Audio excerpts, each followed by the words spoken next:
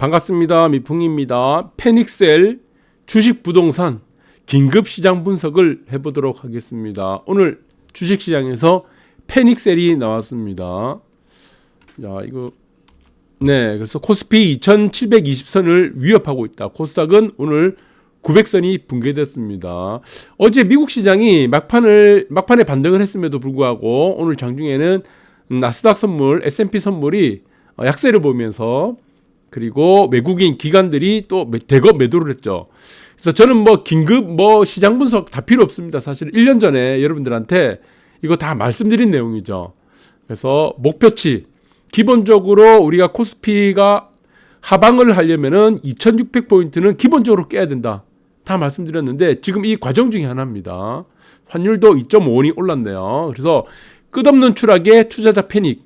바닥은 어디? 무슨 바닥을 따질 필요가 있습니까? 이미 정답지를 다 드렸는데 1년 전에. 그래서 이미 예견된 것이다. 네, 그래서 이것은 무엇입니까? 우주 만물의 법칙이라고 그랬죠. 자연의 법칙입니다. 낮이 오면 밤이 오고 밤이 오면 낮이 오고 밀물이 오면 썰물이 오고.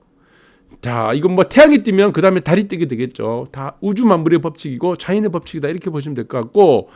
그래서 지금 현재로서의 지금 원인을 찾는다. 이거 다 의미가 없지만 지금 러시아가 우크라이나 침공한다. 이렇게 지금 계획을 잡고 있는 거죠. 그래서 이게 실현이 될지 모르겠습니다. 그런데 이것이 지금 미국에서는 바이든이 경고를 하고 지금 병력을 8,500명 우크라이나에 미국 병력을 배치를 해둔 상태입니다. 그래서 이게 지금 이제 우려가 된다. 이런 부분이 되겠죠. 그래서 사실 막상 전쟁이 일어나게 되면은 주가는 또 더 이상 하락하지 않습니다. 사실 전쟁에 대한 이러한 불안 이것들이 시장의 불확실성을 증폭시키는 원인이 되지 실질적으로 악재든 호재든 일단 노출이 되고 나면은 더 이상 시장에 영향력을 미치지 못하는 경우가 대부분입니다. 그리고 또 하나 우크라이나 사태뿐만 아니고 미국의 금리 지금 미국의 금리는 너무 낮습니다. 사실. 그런데 금리를 올리려고 하니까 명분이 없는 거예요. 사실. 물가가 올라간다. 인플레이션 말고는 명분이 없습니다. 그래서 지금 경기가 지금 회복이 돼야 되는데 경기 회복이 안 되고 있죠. 오히려 더 지금 이제 성장률이 마이너스가 되고 그다음에 경기 회복 플러스 뭐가 돼야 됩니까? 우리가 지금 금리를 올리려면은 고용지표가 개선이 돼야 되고 거기에 또 무엇이 돼야 됩니까? 또 소비지표가 개선이 돼야 됩니다. 소비. 그런데 지금 이 세 가지는 전혀 반응이 없는 거예요. 오로지 하나 인플레이션밖에 없는 겁니다. 그래서 인플레이션 때문에 금리를 올린다. 이건 명분이 좀 떨어집니다. 그래서 지금 이러지도 못하고 저러지도 못하는 것이 지금 1년 동안 계속되고 있습니다. 지금 작년 2021년이죠. 작년 봄 여름부터 계속 금리를 올릴 것이라고 얘기를 했었죠. 안 올립니다. 그래서 지금은 올해는 마찬가지지만 인플레 상황이 워낙 안 좋기 때문에 금리를 좀 올려도 됩니다. 저는 그렇게 봅니다. 그러면 금리를 최소 1%까지 한 3번 정도 올린다 그러면은 0.25% 3번 정도 올리게 되면 1% 되겠죠. 그럼 1% 정도 금리면 시장에 큰 영향력이 없어요, 사실은. 그래서 지금의 금융시장의 혼돈은 저는 이런 금리 인상에 대한 불확실성 그리고 우크라이나 사태에 대한 불확실성이 지금 작용하고 있지만 사실 이것은 무엇입니까? 정해진 경로입니다. 정해진 경로.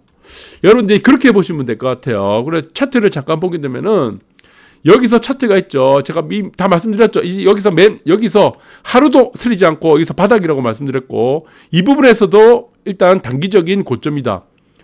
그리고 마찬가지로 여러분들한테 말씀드린 거는 여기서 사키타 3천이 걸리지 않는다.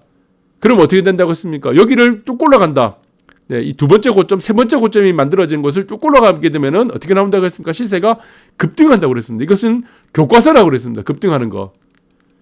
그래서 많이 올랐기 때문에 여기서 주춤할 것이 이것이 아니고, 삼봉입니다. 사키타 3천을 만들지 못하고 뚫어버린 경우입니다. 이 사키타 3천이 만들려면 화방을 해야 되겠죠. 3천. 근데 이게 뚫어버리면 어떻게 되냐? 급등한다고 말씀드렸습니다. 그래서 시세는 급등을 해버렸죠. 단기간에. 그것이 2020년도 12월 달 여기서 엄청난 급등장이 펼쳐졌던 이유가 된 겁니다. 그래서 시세란 것은 항상 어떻게 됩니까? 전부 다 네, 자연의 법칙과 우주 만물의 법칙에 따라서 정해진 경로를 가는 겁니다. 그래서 이 날짜가 언제냐 보시면은 마찬가지죠. 1월 11일 날 제가 다 말씀드렸죠. 자, 1월 11일 날 보시면은 3200선을 돌파하고 장중에 그리고 결국에는 끝내 지금 보시면은 윗꼬리 음봉이 나타났었는데 이날 분명히 말씀드렸습니다. 이 전날 3일 동안 우리가 제가 방송을 했습니다. 이제 방송이 남아 있으니까 3일 동안 뭐라고 했습니까? 네, 여기서 삼성전자 최고점이다. 그리고 여기서 주식 계좌 없애라 그랬고 이 고점은 한 번으로 고점이 되는 것이 아니고 이것을 언젠가 한 번씩 뚫고 올라간다고 했죠. 그래서 조정장 이후에 다시 한 번 더 뚫고 올라가는 장이 만들어지고 한 번 더 뚫고 올라갔다가 그 다음부터 무너진다고 그랬는데 자 2600포인트를 깨우고 내려간다는 거는 1년 전에 다 말씀드린 거죠. 2600포인트가 여기입니다. 네, 여기가 2600포인트죠. 이 길은 반드시 뚫고 내려가야 된다. 그래야지 어떻게 됩니까? 하방으로 이어지는 추세들이 일단락이 된다고 그랬습니다. 지금은 하방으로 이어지는 가격들이 추세들이 계속 진행 중에 있습니다. 그렇게 보시면 되고 그리고 여기서부터 해서 보시면은 올라갈 때는 어떻습니까? 네, 올라갈 때는 저점이 낮아지죠. 저점이 높아지죠. 이런 저점이 높아지는데 내려갈 때는 고점이 높아지죠. 고점이 위에 고점만 계속 높아집니다. 자, 그런데 지금 상황은 좀 특이한 부분들이 여러분들 한번 보셔야 될 것은 일단은 과매도권으로 진입을 했습니다. 그리고 장대 음봉이 떨어졌죠. 자, 여기서는 예상되는 경로는 이제 보시면은 자, 이 그림을 제가 한번 볼게요. 지금 장대 음봉이 떨어지고 밑꼬리 살짝 단 장대 음봉이 떨어졌죠. 그렇다면은 일단은 지금 이격도상으로 봤을 때 21선 이격도상으로 봤을 때는 우리가 또 이격을 봐야 되죠. 이격. 볼 때는 과매도권에 진입한 상태다라고 보시면 되고 여기서는 뭐 단타거리 정도는 됩니다. 그래서 단타거리가 되는데 이걸 다시 상승 추세로 만들기는 상당히 어렵다 이렇게 보고 있습니다. 그래서 여기서 어느 정도를 정고점을 다시 뚫고 올라가는 장세가 나오든 아니면은 추가적으로 내려가든 일단은 모든 경로는 2600포인트, 2600이죠. 2600포인트는 반드시 깨고 내려야 되는 과정들이 있다. 이렇게 보시면 됩니다. 그러면 오늘이 지금 장대 음봉이 하나 떨어졌죠. 그렇다면은 내일에 갭상승이 만약 나온다 그러면은 이 중간쯤으로 갭상승이 나온다 그러면은 음봉이 하나 더 떨어집니다. 그 다음에 또 갭상승이 나온다 그러면은 양봉이 나와요. 네, 큰 양봉은 아니겠지만 여기서는 양봉이 나올 가능성이 크다. 이렇게 보시면 될 것 같아요. 네, 이런 양봉이 등장하게 된다. 라고 보시면 되고 만약에 내일 같은 경우는 지금 깨끗하게 한번 볼게요. 자, 내일 같은 경우는 만약에 장대 음봉이 떨어졌다. 내일 같은 경우는 시가가 마이너스권에서 마이너스권에서 개파락이 떨어졌다 그러면은 밑꼬리단 양봉이 대출될 가능성이 크다. 네, 이렇게 보시면 될 것 같아요. 그래서 이것은 내일의 시가가 갭상승이냐, 갭하락이냐에 따라서 이것이 도지가 날 가능성은 없고 도지가 난다 그래도 십자 도지 정도 될 것 같고 그리고 캔들상으로 봤을 때는 갭상승이 나타나면은 음봉이 날 가능성이 크고 갭하락이 나타나는 경우에는 양봉이 나타날 가능성이 크다. 도지 포함한 양봉이 나타날 가능성이 크다. 라고 보시면 될 것 같습니다. 그래서 지금 오늘의 갭상승이 나타난 다음에 만약에 음봉이 떨어진다 그러면은 음봉이 만약에 떨어진다 그러면은 그 다음날 갭상승이 나타난다. 또 갭상승이 나타난다면은 또 음봉이 나타나는 것이 아니라 양봉이 나타날 가능성이 크다. 이렇게 보시면 되고 일단은 이건 매우 단기적인 우리가 지금 예측입니다. 예측이고 결론적으로 말씀드리면은 추세적으로는 전반적으로 우리가 여기서 과매도권을 또 한 번 진입하겠다 그런다면은 지금 단을 계속 만들고 있습니다. 이런 단을 계속 만들고 있습니다. 여기서 보시면 단을 계속 만들고 있죠. 1번, 2번 요 단을 만들죠. 3번 단을 만들고 4번 단을 만드는데 이제 5번 단을 만들 가능성이 굉장히 커집니다. 5번 단을 만들고 나서 또 어느 정도 기간이 흘러나서 2600포인트를 깨고 날 가능성이 크다. 그래서 이것에서 가장 안전한 투자법은 무엇이냐고 하면은 저는 2500에서 2600 이 사이부터 계속 내려갈 때부터 무엇을 해야 됩니까? 저점 매수하는 게 가장 좋습니다. 지금 기간이 너무 빨라요. 기간이 너무 빠르기 때문에 이 2600포인트를 만약에 깬다고 해도 이것이 저점으로 되기에는 진위 논란이 따릅니다. 이것이. 그래서 여기서부터는 2500 분간 2600포인트 밑으로 내려가는 그 부근부터는 분할 매수 100포인트 단위로 해서 분할 매수를 하는 것도 좋은 전략이 될 것 같아요. 이렇게 한번 보시면 될 것 같고, 그래서 여기서 알 수 있는 거는, 명확하게 알 수 있는 것은 하나밖에 없습니다. 주가 지수는 시간이 언젠지는 모르나. 네, 처음에도 제가 말씀드렸죠. 이날 2600포인트 깨는 내려간다고 했죠. 이날도 2600포인트를 우리가 깨는 내려간다고 했을 때, 시간이 단순하게 갑자기 한순간에 추세로 쭉 빠져서 내려가지는 않는다고 그랬습니다. 이 단을 계속 만든다고 했습니다. 단을. 네, 단을 만들면서 하는데, 자, 이런 장에서 문제가 무엇입니까? 하락장으로 이어지는 이런 장에서는 한번 물리게 되면은 빠져나가지 못합니다. 네, 그래서 빠져나가지 못하기 때문에, 자, 여기서 뭐 신용위험도 있겠죠. 깡통기사도 나게 될 것 같고, 만약에 여기서 추가적인 급락이 계속 이어진다면은 스트레이트로 2600포인트를 깨고 된다면은 깡통기사들을 속출합니다.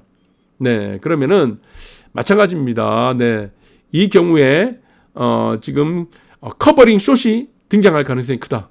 이렇게 보시면 되고, 그렇게 된다면은 단기적으로 매물 공백이 나타날 가능성이 크기 때문에 크게 반등하는 국면이 나타난다. 2600포인트 밑에서 크게 반등하는 국면도 연출될 가능성이 있습니다. 이렇게 보시면 될 것 같아요. 뭐 비트코인 시장은 뭐 설명할 필요 없습니다. 거기서 반등하든 말든 아무 의미가 없어요. 결국에는 무엇이라고 했습니까? 네, 영원으로 수렴한다고 했는데, 기간이 지금 9월달부터니까 대동수치가 나온 지가 9월달이죠. 그러니까 지금 1월달이다. 그러니까 3년 7개월 정도밖에 시한부 임생이 안 남았습니다. 그렇게 보시면 되고, 주택 가격도 마찬가지입니다. 아파트 가격도 마찬가지인데, 지금 뭐 아쿠르 리버파크 매매가 5.2억 원 낮아졌다고 지금 뭐 신문 기사에 나오는데, 이건 아니죠. 이거는 조망권 아파트죠.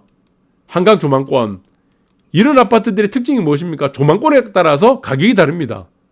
이거는 지금 40억 하지 않는 34평 기준에 40억을 하지 않는 아파트도 있고, 45억 원 하는 아파트도 있고, 40억 하는 아파트도 있습니다. 왜 그렇습니까? 이거 조망에 따라 가격이 다르기 때문입니다. 그래서 이 부분을 여러분들이 헷갈리시면 안 돼요. 그래서 조망권이 있는 아파트는 조망에 따라 가격이 다르다. 천차만별이다. 이렇게 보시면 되고, 이것이 가격이 낮아졌다고 할 수가 없습니다. 그래서 전반적으로 보시면은 집값 하락 공포 속에 강남 4구 신고가 행진이 계속 여전하죠. 네, 여전합니다. 지금 이게 언제 기사입니까?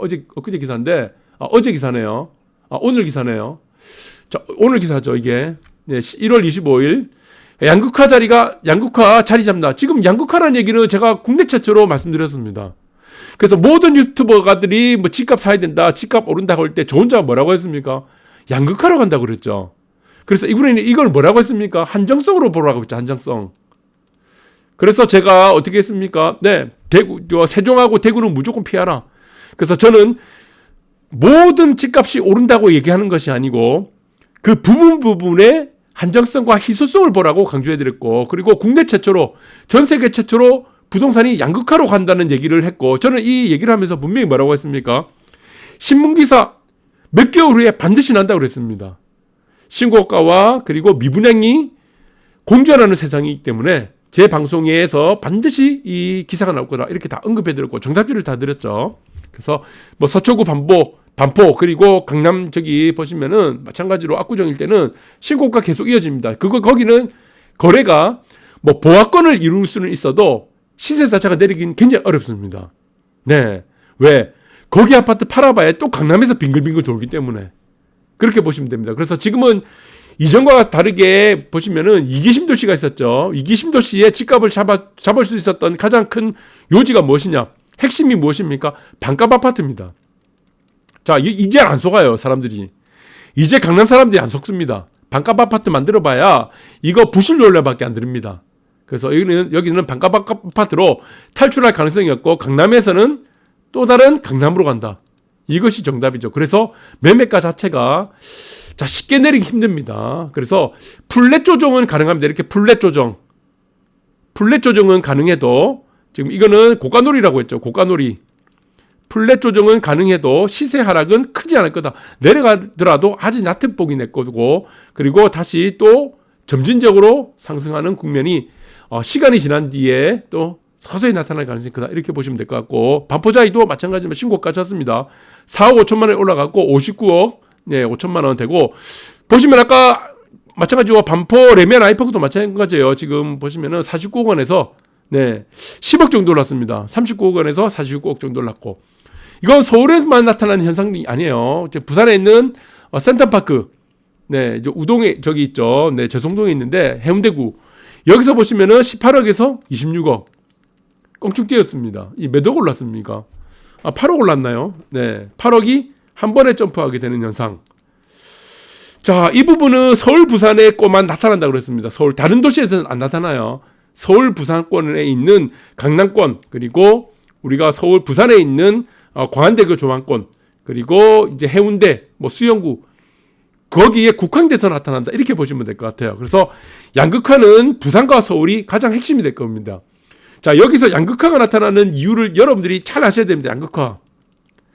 자, 양극화가 나타난다 그러면은 나타나지 않는 도시가 뭐예요?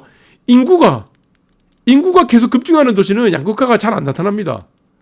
그런데 한국적 상황입니다. 우리나라 같은 경우는 미국과 같은 대국이 아니에요. 중국과 같은 대국이 아니고. 그리고 서울, 부산이 우리가 양극화의 중심이라는 이유가 있습니다. 서울, 부산. 이거 왜 그렇습니까? 전국에서 인구가 가장 많이 감소하는 도시가 1위가 서울이고, 그 다음에 인구 감소. 이게 핵심 인구 감소입니다. 자, 2위가 부산이에요. 우리 일본 사례 보셨죠? 일본의 인구가 감소하기 시작하면서 어떻게 나타났습니까? 양극화가 어마어마하게 나타났습니다. 일본의 사례 보시면은 평당 1억짜리가 양극화로 인해서 17억이 돼버렸습니다. 17억. 그런데 한쪽에서는 어떻게 됐습니까? 1억짜리가 어떻게 됐습니까? 0원이 돼버렸어요. 0원. 이래서 양극화가 무섭습니다. 양극화. 자, 양극화가 나타나는 본격적인 이유는 인구 감소다. 이렇게 보시면 될 것 같고, 그래서 이거는 자, 이 양극화의 핵심은 뭐라고 했습니까? 희소성과 한정성. 네, 이 게임입니다. 희소성과 무조건 한정성 게임이에요. 네, 그렇게 보시면 될 것 같다. 잘 이해하셨죠? 그래서 지금은 역대급 아파트 거래절벽의 아파트값 양극화도 역대급. 이거 다 1년 전에 말씀드린 내용입니다.